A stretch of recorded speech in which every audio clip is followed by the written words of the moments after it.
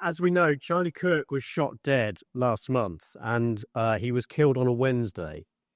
2 days later, on Friday morning, President Trump went on Fox News and said, quote, "With a high degree of certainty, we have him in custody." He went on to say, "I hope he gets the death penalty." And then, channeling his inner authoritarianism, he said, "The trial should be the following day." In China, they do have quick trials. Now, later on the Friday, the Utah governor gave a press conference. And as you may remember, he began this press conference by saying, "We got him." He then named the suspect, that's my word, the suspect, Tyler Robinson. And he went on to say, this is the governor, remember, that bullets were found which had been inscribed with certain sayings which implied a political motivation.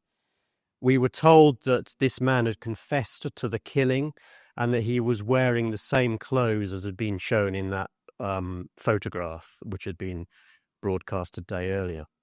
We were also told that he'd messaged his roommate with highly incriminating admissions, such as that he needed to go and retrieve his rifle.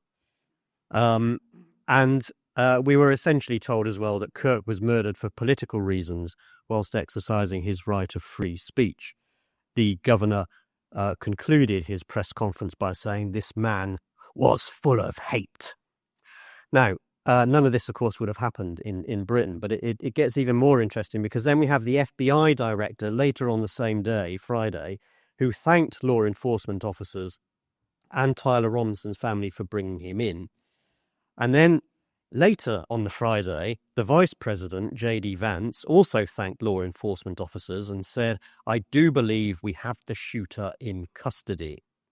And then the following days, we were given further information about how the father of Tyler Robinson had persuaded Robinson to hand himself in. We were shown pictures of him, his home and his family, the background to Robinson and the background, including the politics of his family members. And we were told about his roommate, a male partner named Lance Twiggs, who we were also told was trans. Now, I mention all of this because, of course, none of this, well, nearly none of it, would have been disclosed in Britain. And if it had been disclosed, then there would almost certainly have been contempt of court proceedings brought. And perhaps even more seriously, the defence would have had a decent shot at saying there can now be no fair trial and therefore no trial at all. So what does this mean? Does it mean that really America is no better than China and has got no regard for due process? Or does it tell us something else?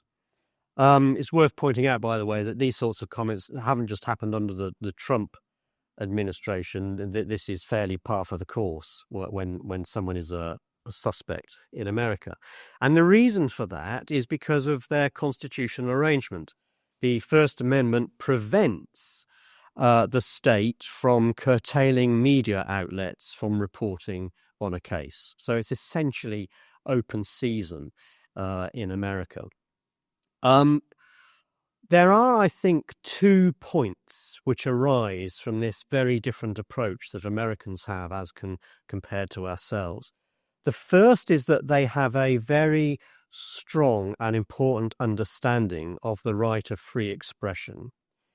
And that is important in these sorts of cases because once you start curtailing that, you damage public trust in institutions, because essentially what happens in Britain is that it is only the authorities who are allowed to decide what information they give out to the public. And that, as we have seen in a number of recent cases, particularly over Axel Rudakabana, has given rise to a great deal of concern about how we are being manipulated. And that's why I think free speech exists, so that we can have greater faith in those who are giving us information.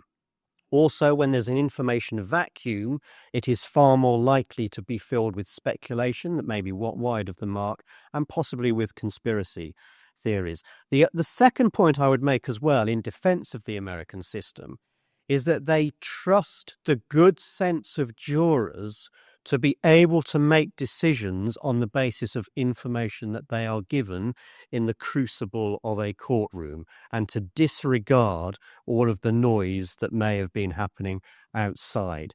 I'm not, by the way, advocating the American system, but I think it's worth thinking about and recognizing that there are problems with the way we do it. Thank you very much.